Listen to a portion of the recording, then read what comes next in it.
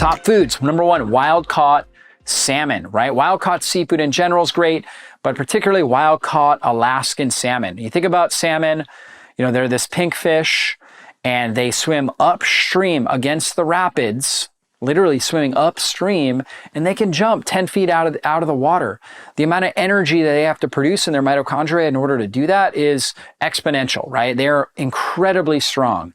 Why is that? Well, a couple key nutrients. Number one is the omega-3 fats. They have a lot of long-chain omega-3s, EPA and DHA from eating red algae that they're being exposed to, and they turn that into this EPA and DHA, which allows their cells to really function well and to get messages across really well. Their nervous system functions extremely well. They're also rich in Astaxanthin. This is this compound, this pigmented compound that makes the algae red and also makes the salmon pink. And so that astaxanthin is a very powerful antioxidant. So we're getting that when we're consuming the salmon. We're also getting protein, right? We're also getting, you know, a lot of other key compounds that are helpful for keeping our arteries healthy and clean. Magnesium, right? We're getting a lot of these key nutrients. And so that's a great one. Number two, extra virgin olive oil, right? If you make a big salad, now I'm a big fan of things like arugula, lower oxalate vegetables. I like cucumbers, stuff like that. But when you make a big salad, you have an olive oil, extra virgin olive oil based dressing, particularly a fresh pressed olive oil, really good quality olive oil, the most nutrient dense thing in that salad is actually the olive oil. And so the olive oil is rich in something called oleocanthols, which have been shown in study after study after study to improve metabolic function, to lower our risk of cardiovascular disease, to reduce overall inflammation in our body. They call it nature's ibuprofen. So one of the most powerful things we can get.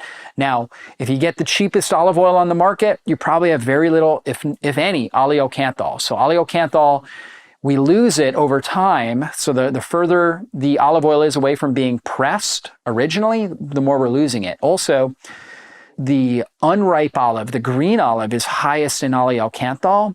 And as it ripens, it loses oleocanthal, gives it kind of a bitter taste. So a lot of olive oils are pressed with black olives, which are high in healthy fats, but they have very low polyphenols, because the ripe olives have more fat, so they can make more oil out of them. So this is why I recommend a fresh pressed extra virgin olive oil that's tested for oleocanthal content in general, right? So you get the best benefit. That's a great medicinal food right there. Number three, pomegranate. If you look at a pomegranate, you open it up, it looks like a heart chamber. And in nature, we say like supports like. And so the pomegranate has really powerful compounds that are in there, right? These oligotannins, like ellagic acid, for example, and anthocyanins, that are really powerful polyphenol antioxidants that support healthy heart function, healthy cardiovascular function, help reduce plaque in our arteries. They help to, reduce platelet sticking, a lot of different things like that. So pomegranate's great.